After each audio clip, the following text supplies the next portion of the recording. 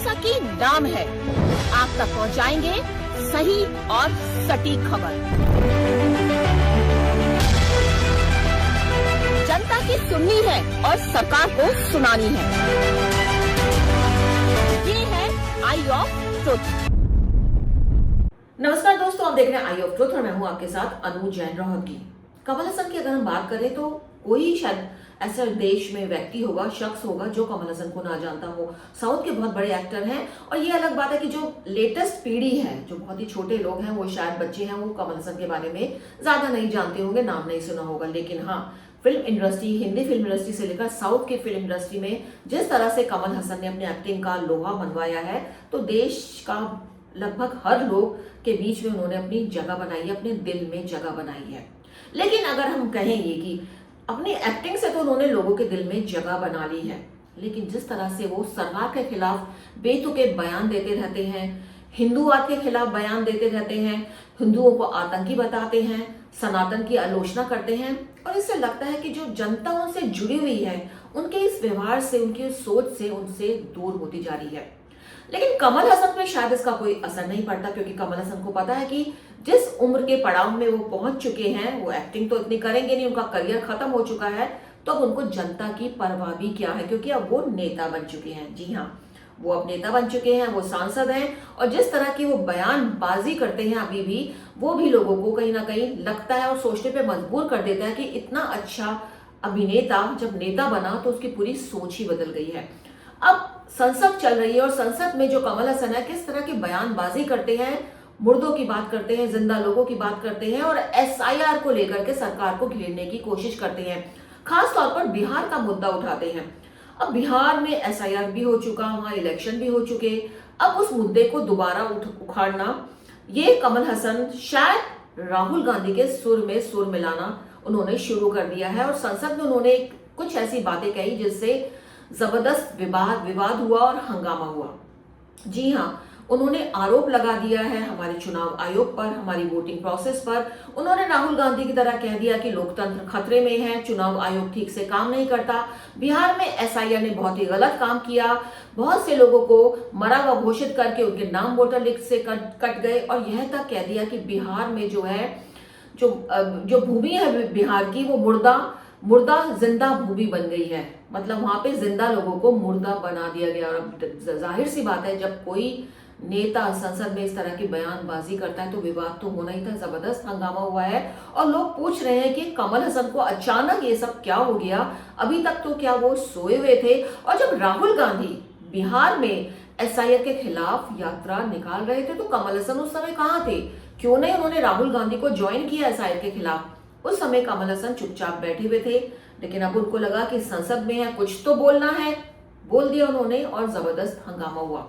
और जैसा कि हम आपको बता चुके हैं कि कमल हसन पिछले काफी समय से हिंदुओं के खिलाफ, सनातन के खिलाफ जो बयान दे रहे हैं, उससे विवाद पैदा हो रहा है और लोगों ने उनकी, एक तरह से लोगों ने उनसे अपनी दूरी बनानी शुरू कर दी, जो उनको चाहते हैं। इससे पहले उन्होंने 2025 में एक प्रोग्राम था तमिलनाडु में, उन्होंने आरोप लगाया था कि, उन्होंने आरोप नहीं लगाया था, पहले उन्होंने शिक्षा का नाम लिया। उन्होंने कहा शिक्षा ही एकमात्र ऐसा जरिया है जिसके जरिए आप सोचिए कि वो क्या बोलते हैं, जिसके जरिए, शिक्षा के जरिए आप तानाशाह रवैया खत्म कर सकते हैं, सनातन की बेड़ियों को तोड़ सकते हैं। जी हाँ, यहाँ पर फिर उन्होंने सनातन पर अटैक किया। उनका कहने का मतलब ये था कि आप शिक्षित होइए और सनातन धर्म की जो बेड़ियां हैं उससे बाहर निकलिए, लोगों को बाहर निकालिए। तो कमल हसन अपनी आदतों से बाज नहीं आते। और इससे पहले उन्होंने एक और बहुत ही हिंदुओं पर कमेंट करते हुए बहुत ही एक बेतुका बयान दिया था, जिसपे काफी विवाद हुआ था। जी हाँ, कमल हसन ने यह कहा था कि देश का पहला आतंकी कौन था? देश का पहला आतंकी एक हिंदू था। उन्होंने कहा कि नाथूराम गॉडसे देश का पहला आतंकी था, उसने महात्मा गांधी की हत्या की थी। और ये बयान कमल हसन ने उस समय दिया जब वो नेता बन गए थे, चुनाव प्रचार में निकले हुए थे और उस एरिया में थे जहां पे मुस्लिम वोट्स बहुत ज्यादा हैं। तो जब मुस्लिमों के बीच आपको बोलना है, उनके वोट लेने हैं, तो आपको हिंदुओं के खिलाफ अगर आप कुछ बोलेंगे तो जाहिर सी बात है पसंद आएंगे और आपका वोट बैंक बनेगा। लेकिन बड़ी सफाई से कमल हसन ने वहां ये बोल दिया कि मैं ये इसलिए नहीं बोल रहा कि यहाँ पे मुस्लिम लोग ज्यादा हैं, वोटर्स ज्यादा हैं। मैं इसलिए बोल रहा हूं क्योंकि मेरे सामने महात्मा गांधी जी की मूर्ति रखी है और मुझे उनका ध्यान आ गया, उनकी हत्या के बारे में पता लगना चाहिए लोगों को, ये उन्होंने कह दिया। और यहां भी नहीं थमे हैं हमारे कमल हसन जी।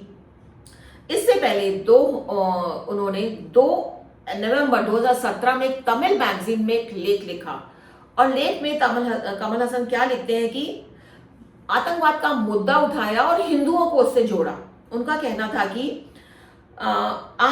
मैं यह नहीं कह सकता कि हिंदू आतंकवाद नहीं है। पहले हिंदू कट्टरपंथी थे और अब वो हिंसा की बातें करते हैं, हिंसा करते हैं।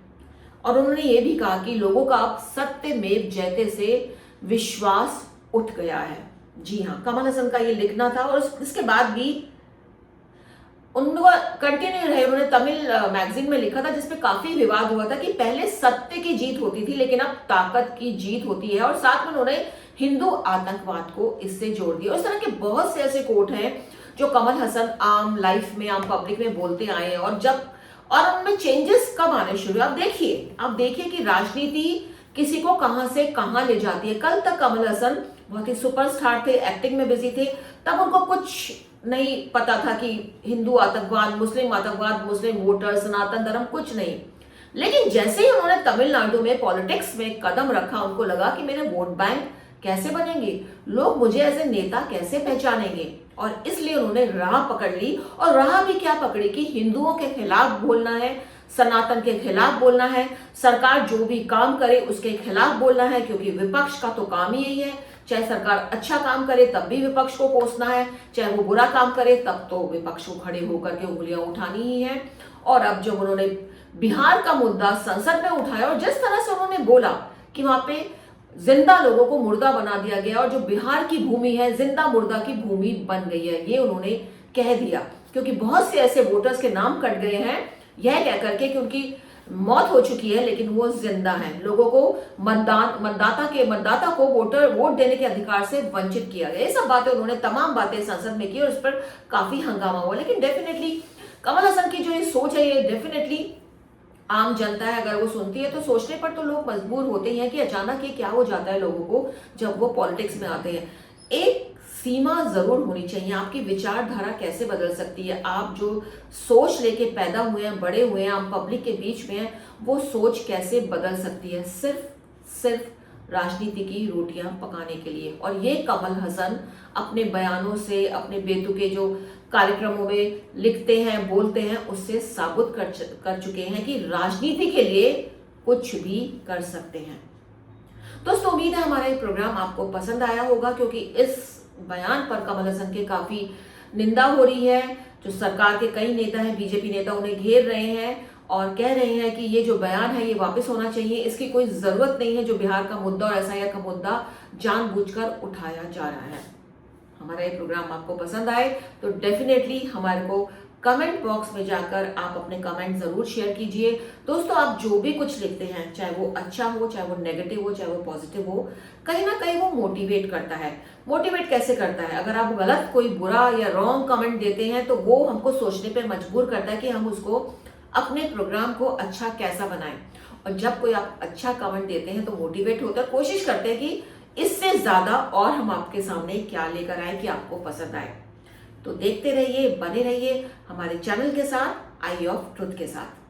हमारे चैनल आई ऑफ ट्रुथ को सब्सक्राइब कीजिए YouTube पर, इसे फॉलो कीजिए Facebook पर, Instagram पर, Twitter पर और कू पर। हमारे चैनल के बारे में फीडबैक देने के लिए हमें मेल कीजिए ioftruth.6@gmail.com पर।